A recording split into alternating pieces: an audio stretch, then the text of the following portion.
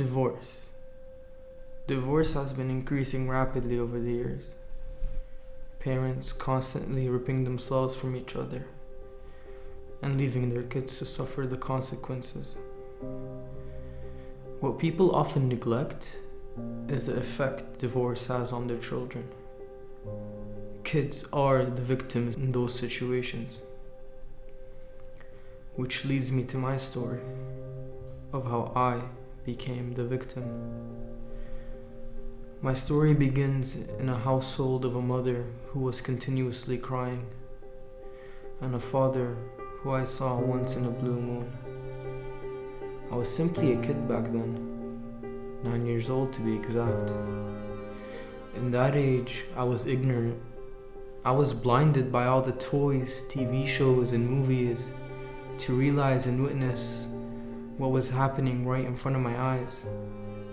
To notice how my life was about to crumble into a million tiny pieces. On November 24th, 2005 was the day I found out the true face of reality.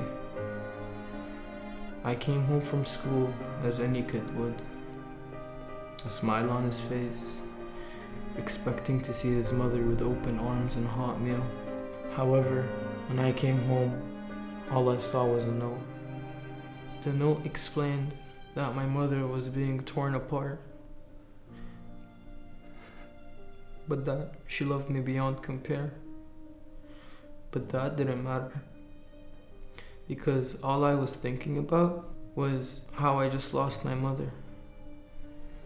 I was past devastated. I couldn't eat, sleep, nor think of anything else. But regardless of that, I decided to go to school, thinking that would help me forget. But at break time, I broke down, and the tears streamed uncontrollably.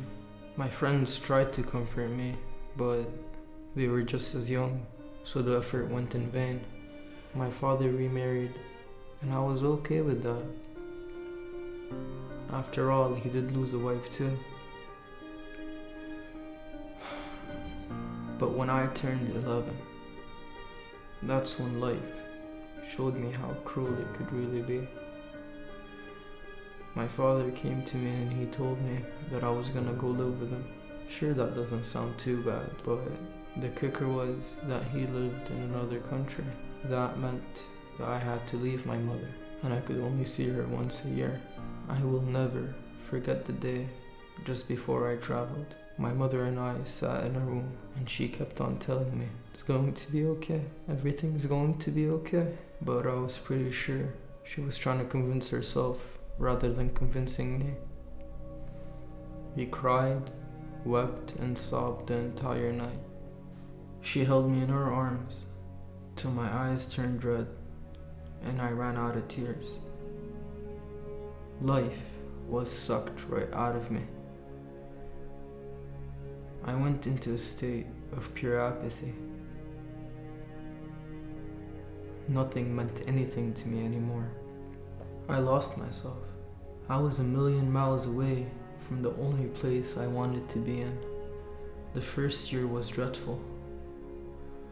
My mother and I talked through the phone, and that gave me comfort and ripped me apart at the same time.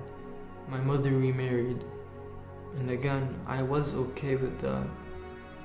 I found my feet,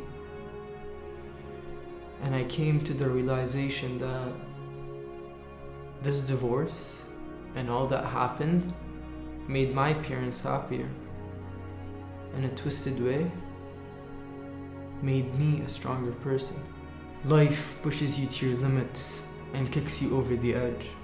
And after that, it stomps on you when you're on the ground. But when you reach the point where all you can go is up, that's when you see the silver lining. That's when you realize that life was just trying to make you stronger and gives you the courage to write about as well as talk about the point of view and the story of the victim. And that's my story of how I became the victim.